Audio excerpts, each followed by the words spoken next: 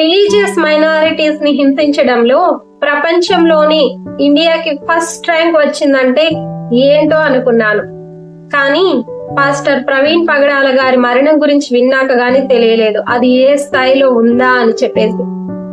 నిజానికైతే మనది secular country. ఎవరు ఏ మతాన్నైనా పాటించవచ్చు, ఏ మతం గురించి అయినా బోధించవచ్చు. భావ ప్రకటన హక్కు, ఆ స్వాతంత్రం మనకుందని ఫండమెంటల్ రైట్స్ లో మనకు తెలుస్తుంది. మనది లౌకిక రాజ్యం అని రాజ్యాంగంలో తెలుస్తుంది.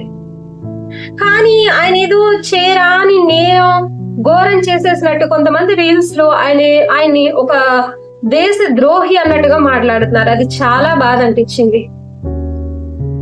మనకి ఉన్న ఈ భావ ప్రకటన స్వాతంత్రం, ఈ లౌకిక రాజ్యం అనే వర్డ్స్ కేవలం రాజ్యాంగంలో లిఖించబడడం వరకే పరిమితమా? మనం అది సివిక్స్, పాలిటిక్స్ సబ్జెక్ట్స్ ఎగ్జామ్స్ లో చదివి రాయటం వరకే అవి పరిమితమా? మన నిజ జీవితాల్లో అది అప్లై కాదా అనేది నాకు అర్థం కావట్లేదు.